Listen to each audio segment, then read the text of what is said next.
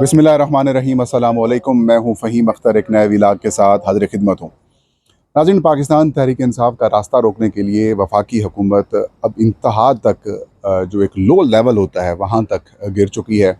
और आज कौमी असम्बली के बाद सेनेट ऑफ पाकिस्तान से भी एक ऐसी कानून साज़ी करा ली गई है जिसका बड़ा खौफनाक ना सिर्फ इम्पैक्ट आएगा, बल्कि जो अवाम के मुंतखब नुमाइंदे होंगे उनका अवाम से बराह रास्त कनेक्शन भी काट दिया गया है। इसकी तफसीलात क्या हैं, मुहर्रकात क्या हैं, रिपोर्ट्स क्या मिली हैं, उसके बाद क्या डिसीजन हुए और फिर ये इस्लामाबाद के लोकल गवर्नमेंट एक्ट में जो तरमीम की गई है वो क्यों की गई है। इसके अलावा जमीयत उलमा इस्लाम, जो कि पाकिस्तान तहरीक इंसाफ के भी करीब आ रही है और अलहदा से अपनी हुकूमत मुखालिफ कंपेन भी कर रही है और इस्टेब्लिशमेंट के ऊपर पुरजोर तनकीद भी कर रही है, उसको रोकने के लिए एक बार फिर सिकंदर सुल्तान राजा साहब ने अपना कंधा फराहम करने का ऐलान कर दिया है।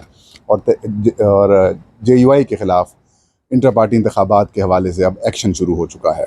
इसके अलावा तहरीक इंसाफ की एक नशिस्त जो कि NA 79 गुजरांवाला है, वहाँ से एहसानुल्लाह विर्क कामयाब हुए थे। अब वो नशिस्त भी तहरीक इंसाफ की ख़तरे में पड़ चुकी है, रिकाउंटिंग का ऑर्डर दे दिया गया है। इन 3 खबरों के ऊपर आपके साथ मैं मुख्तसर लेकिन तफसील के साथ गुफ्तगू करूँगा। आगाज़ करते हैं वफाकी दारुल-हुकूमत इस्लामाबाद के बल्दियाती इंतखाबात। पहले तो बल्दियाती इंतखाबात की अहमियत आप लोग समझ लें। बल्दियाती इंतखाबात बुनियादी तौर पर जितनी भी जमहूरियत हुआ करती है, चाहे वो मगरबी जमहूरियत हो या फिर किसी और ऐसे डेमोक्रेटिक कंट्री की जमहूरियत को देख लें, तो वहाँ पर इसकी बड़ी अहमियत होती है। अवाम के जो बुनियादी इशूज़ हुआ करते हैं, जैसे सीवरेज के इशूज़ हो गए, जैसे वहाँ के लॉ एंड ऑर्डर को मेंटेन करना हो, या फिर जो सिविक इशूज़ हुआ करते हैं उनको रेगुलेट करने का जो सबसे बड़ा फोरम हुआ करता है वो बल्दियाती इदारे ही हुआ करते हैं। और फिर ये एक ऐसी नर्सरी हुआ करती है जो फ्यूचर के लीडर्स पैदा करती है। इससे अवाम के साथ उनका इंटरेक्शन भी होता है और अवाम के जो मसाइल हैं वो उनकी दहलीज़ के ऊपर भी हल होने में बड़ी आसानी होती है, क्योंकि union council level, wards level के ऊपर सारे मामलात चलते हैं। आपको याद होगा परवेज़ मुशर्रफ साहब के दौर में जब पाकिस्तान में एक बेहतरीन किस्म का बल्दियाती मॉडल सामने आया था, तो हमने देखा था कि वज़ीर ख़ारजा जो शाह महमूद कुरैशी 2 दफ़ा वज़ीर ख़ारजा रहे हैं, एक बड़ी सियासी जमात के नैब चेयरमैन, वाइस चेयरमैन रहे हैं, वो भी जब एक मॉडल आया था बल्दियाती इंतखाबात का, तो वो भी एक बल्दियाती नुमाइंदे बने थे। उनका जो बेसिकली कैरियर वगैरह जो आप कह सकते हैं जिसको पीक मिला था, वो मुल्तान के जो नाज़िम बने थे शाह महमूद कुरैशी, तो वहाँ से आए थे। इसी तरीके से और बहुत सारे ऐसे मिसालें हैं। दुनिया TV के मालिक मियां आमिर महमूद साहब लाहौर के जो है वो नाज़िम बन गए। इसी तरीके से कि गवर्नर्स लेवल तक लोग पहुँचे, वो लोकल गवर्नमेंट्स के तहत आए।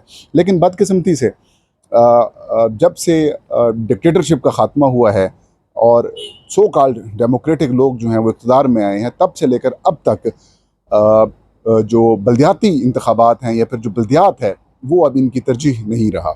अब हाल ही में आप देख लें कि इस्लामाबाद के जो लोकल गवर्नमेंट इलेक्शंस हैं, ये इनकी जो मुद्दत है 2021 में इसकी मुद्दत ख़त्म होती है। 2022 में इस्लामाबाद हाई कोर्ट हुक्म देता है कि इलेक्शन करवाएं, लेकिन PDM की हुकूमत थी, इन्होंने इलेक्शन नहीं करवाए। इलेक्शन ना सिर्फ नहीं करवाए बल्कि पहले 50 यूनियन काउंसिल थी, उनको बढ़ाकर 100 किया गया, फिर 100 से बढ़ाकर इसको 125 कर दिया गया। और तकरीबन 2 दफ़ा अब ये मामलात हो चुके हैं कि बल्दियाती हुकूमत के इंतखाबात से जो वफाकी या मुस्लिम लीग नून की जो हुकूमत है वो भाग रही है। कल कौमी असम्बली में एक कानून साज़ी की गई, तो फिर आज सेनेट ऑफ पाकिस्तान में इस कानून साज़ी को बिल्डोज़ कर दिया गया। इस कानून साज़ी का जो वाहिद मकसद है वो ये है कि जो इस्लामाबाद के 3 कौमी असम्बली के हल्के, जिनकी फार्म 45 की बुनियाद के ऊपर तहरीक इंसाफ के हिमायत याफ्ता उम्मीदवारान बड़े भारी मार्जिन से जीते थे, अब उसकी असलियत ना सामने आ जाए कि लोग ज़ाहिर है 8 फरवरी 2024 को, आज से 5-6 महीने पहले इलेक्शन होते हैं। फार्म 47 के ऊपर ये नून लीग को 3 सीटें दे दी जाती हैं। अब ऐसा ना हो कि बल्दियाती इलेक्शन हो जाएं और फिर तहरीक इंसाफ के लोग न जीत जाएं, तो इससे बेहतर है क्योंकि ऐसी अबहाम ज़दा और ऐसी फजूल किस्म की कानून साज़ी कर दी जाए ताकि लोग इसके अंदर पार्टिसिपेशन भी ना करें और दूसरा इलेक्शंस भी ताख़ीर का शिकार हो। इलेक्शन कमीशन ऑफ पाकिस्तान इसके अंदर बराबर का शरीक है। इलेक्शन कमीशन ने आज से 3 हफ़्ते पहले बल्दियाती इंतखाबात का शेड्यूल जारी किया और ये कहा कि 29 सितंबर को इंतखाबात कराए जाएंगे, बल्दियाती इंतखाबात इस्लामाबाद में। लेकिन बाद में 8 दिन मज़ीद बढ़ा दिए गए। कहा गया कि सियासी जमातों ने दरख्वास्तें दी हैं। अब इन्हीं 8 दिनों में वफाकी हुकूमत ने कहानी डाल दी। कौमी असम्बली से बिल मंजूर करा लिया और आज फिर सेनेट ऑफ पाकिस्तान में भी बिलडोज कर दिया गया। पाकिस्तान तहरीक इंसाफ हो या फिर अपोजिशन की जो दीगर जमातें हैं, उन्होंने बड़ी मुखालफत की, लेकिन हुकूमत ने इसको कोई खातिर इसकी तरफ तवज्जो नहीं दी। चेयरमैन सेनेट की भी बड़ी तारीफ़ें की शिबली फराज साहब ने कि आप ये करें, आप बड़े ग्रेसफुल हैं, आप यूँ करते हैं, आप अपना नाम पुराने लोगों की तरह नहीं आना चाहिए, लेकिन उन्होंने भी वही किया जो हुकूमत चाहती थी, बिल मंजूर करा लिया। अब इस बिल की जो चीज़ें चीज़ें हैं वो मैं आपके साथ शेयर कर लेता हूँ। इस बिल के तहत जो चेयरमैन और डिप्टी चेयरमैन का इलेक्शन है वो बराह रास्त नहीं होगा। अवाम अपने चेयरमैन और डिप्टी चेयरमैन यूनियन काउंसिल को इलेक्ट नहीं करेगी। वार्ड्स बनाए जाएंगे 9। इन 9 वार्ड्स के जो काउंसलर होंगे वो बराह रास्त मुंतखब होंगे। अब जब ये 9 काउंसलर मुंतखब होकर किसी यूनियन काउंसिल में जाएंगे तो सेक्रेटरी यूनियन काउंसिल जो हैं वो इजलास बुलाएंगे। उस पहले इजलास में 4 मज़ीद नशिस्तों का इंतखाब होगा और वो 4 मज़ीद नशिस्तों का जो इंतखाब है ये जो 9 काउंसलर हैं वो करेंगे। उसमें खातून की नशस्त होगी, अक़लियत की नशस्त होगी, नौजवान की नशस्त होगी और मज़दूर किसान की नशस्त होगी। जब ये फिर 13 लोग बन जाएंगे उस यूनियन काउंसिल के मेंबर्स, तो फिर ये 13 मेंबर्स मिलकर चेयरमैन और डिप्टी चेयरमैन का इंतखाब करवाएंगे और उसके बाद ये 15 रुकनी जो यूनियन काउंसिल है वो बन जाएगी और उसके बाद फिर मेट्रोपॉलिटन कॉरपोरेशन हो जाएगी। अब बात बड़ी सिंपल है। बुनियादी असूल ये होता है कि जो चेयरमैन है या फिर डिप्टी चेयरमैन है वो आवाम के साथ इंटरेक्ट करता है। एक यूनियन काउंसिल कितनी होगी? ज़्यादा से ज़्यादा 20 से 25 हज़ार की आबादी के ऊपर यूनियन काउंसिल बनती है। उससे 20 से 25 हज़ार की आबादी का जो यूनियन चेयरमैन होगा वो आवाम से लाताल्लुक़ होगा। जो बुनियादी असास है लोकल गवर्नमेंट की वो उसकी ही ये नफ़ी है। आप ऐसे समझ लें कि सेनेट के जो इंतखाबात होते हैं सूबाई असम्बली या फिर कौमी असम्बली से वो मुंतखब होते हैं, उसके अंदर पैसे का बेदरेग इस्तेमाल होता है। तो फिर अब ये वही सूरत हाल है। और दूसरी जो इसकी बड़ी वजह है, एक तो इलेक्शन मुलतवी करवाना है इस कानून साजी का मकसद, दूसरी जो बड़ी वजह है वो ये है कि तहरीक इंसाफ की मकबूलियत ज़्यादा थी। वज़ीर आज़म को रिपोर्ट भी पेश की गई, मुस्लिम लीग नून ने अलग से कुछ सर्वेज़ भी करवाए और ये कहा कि अगर 125 यूनियन काउंसिल में चेयरमैन वाइस चेयरमैन का इलेक्शन होते हैं तो 115 से ज़्यादा तहरीक इंसाफ के उम्मीदवार जीतने की पोजीशन में हैं।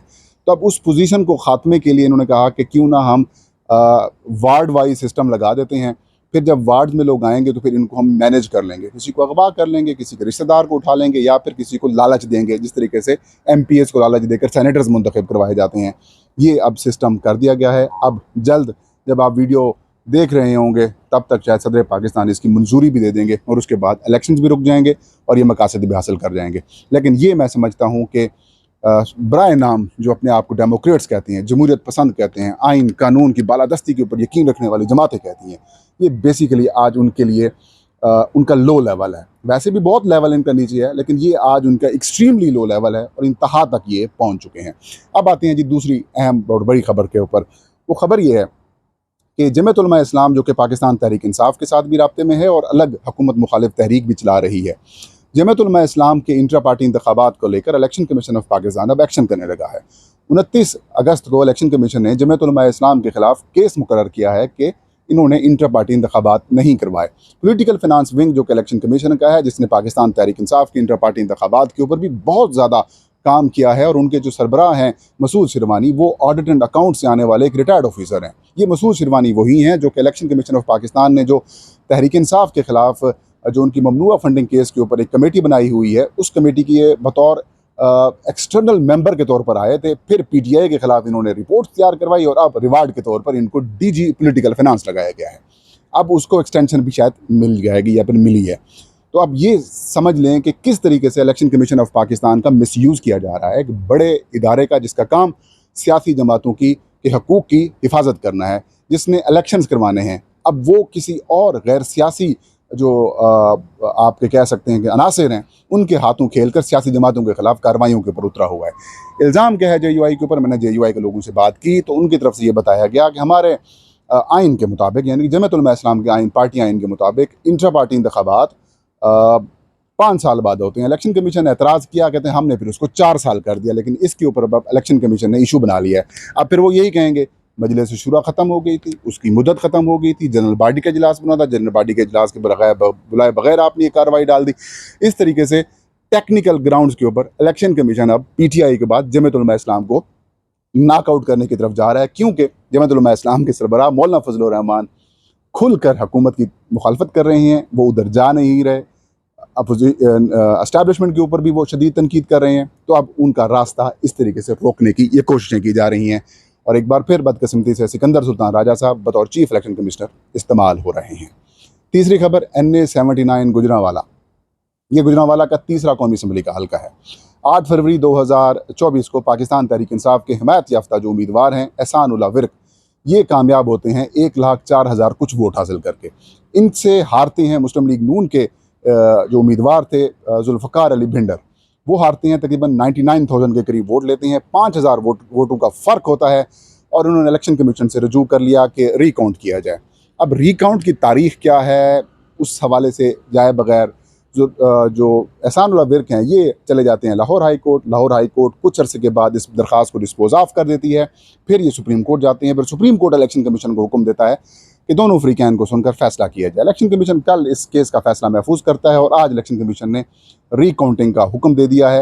इलेक्शन कमीशन ऑफ पाकिस्तान ने रिटर्निंग ऑफिसर जो मुतल्लिका हैं उनको हुक्म दिया है कि 2 रोज़ के अंदर जो रिकाउंटिंग है वो की जाए, तमाम उम्मीदवारों को बुलाया जाए, उनके सामने मुस्तरद शुदा वोट तमाम उम्मीदवारों के भी काउंट किए जाएँ और दोबारा गिनती करके जो रिपोर्ट है वो इलेक्शन कमीशन ऑफ पाकिस्तान को दी जाए और उसके बाद ये जो फॉर्म 49 है वो जारी होगा और फिर इसका नोटिफिकेशन होगा।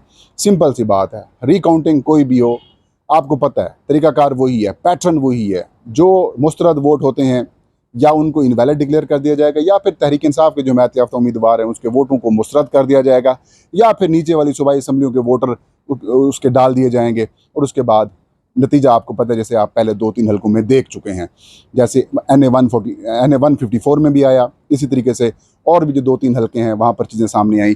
तो यूँ समझें कि जनाब तहरीक इंसाफ की एक और नशिस्त भी ख़त्म हो गई। ये था आज का व्लॉग। मुझे इजाज़त दीजिए। अल्लाह हम सब का हामी नासिर हो।